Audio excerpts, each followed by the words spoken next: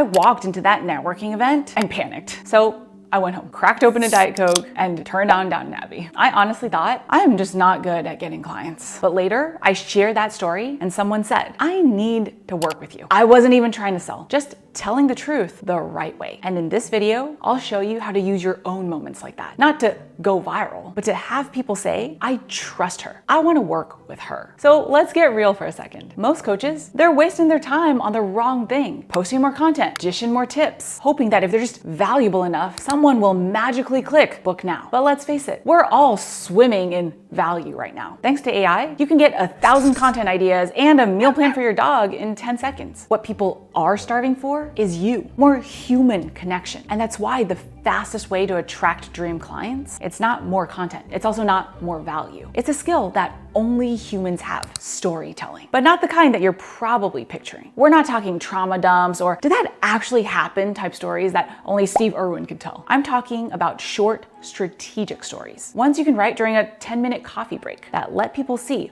who you are and why they can trust you. Because people don't hire the coach who gives the best advice. They hire the one who makes them feel seen. Like that networking horror story I shared in the beginning, that led directly to a client. Not because I pitched anything, but because she connected with me through story. And I've seen this again and again for over a decade. Every time I share a small, real moment, people buy. They literally say, I love how you're an introvert. Like me, I really resonated with how your family's challenges motivated you to start a business because I feel the same way. Or my personal favorite, I trust you more because you're real about binge watching TV. So if this works so well, why aren't more coaches doing it? Because no one tells you this part, but I will. And once you hear it, you'll never create content the same way again. This is what scared me most when I started my first coaching business. I thought, my life is way too boring to share. Maybe you felt that way too. You're making coffee, walking the dog, scrolling BuzzFeed. Like, who's really gonna care? But here's the truth. If you are alive,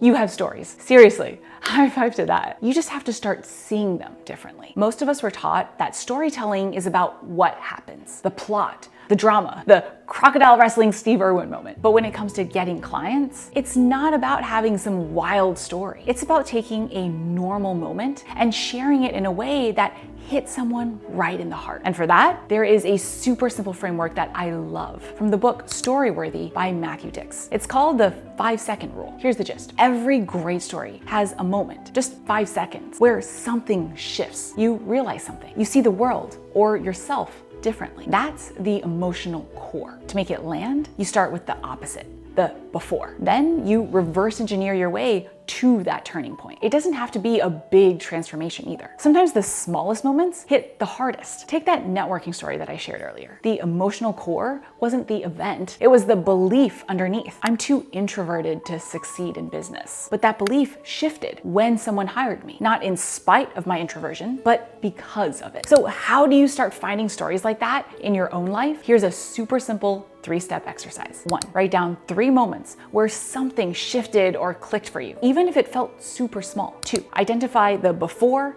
and after. What changed? 3, pick the one that your dream client would relate to most. And if you'll humor me for just a sec, let's go back to that networking story one more time, because that right there, that's what I call a mini moment. It wasn't dramatic. I literally went home, cracked open a Coke, and turned on Downton Abbey. But somehow, it told someone exactly who I was. And that's the power of these stories. This is just one of 3 strategic story types I use again and again to build trust, connection, and clients. Mini moments are the small, everyday truths that make someone feel like they already know you. Like you get overwhelmed in crowded rooms.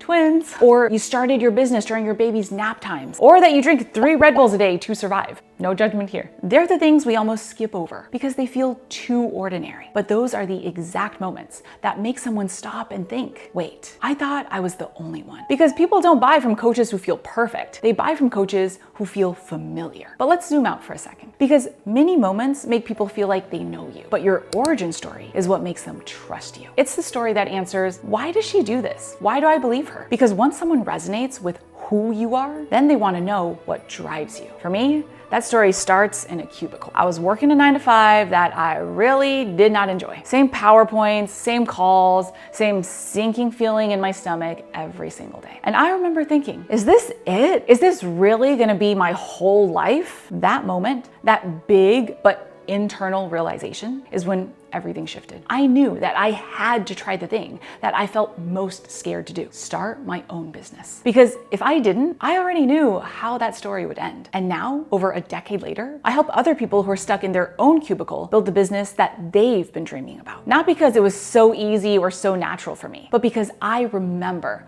what it felt like to be there. That's what this kind of story does. It shows people what drives you, what you believe, and why you care. And it makes all the difference between someone thinking, she's impressive, I guess, and feeling, I trust her. And once they trust you, that's when they want to know, can you help someone like me? That's where your client stories come in. Not just the highlight reel wins, because let's be honest, that's boring and hard to relate to. I'm talking about the turning points, the belief shifts, the, oh my God, maybe I can do this too moments. Because that same 5-second rule that we used for your stories applies here too. Like this, she was staring at her office screen, wondering if anyone would ever pay her to do what she actually cared to do. That's where Ruby was right before her life changed. She wanted more freedom, but love coaching felt intangible. Would anyone really pay for that? That belief held her back for years until her 5-second moment. With the help of my program, Employee to Entrepreneur, she realized that her niche wasn't just relationships. It was something way more specific and more valuable. Smart, successful men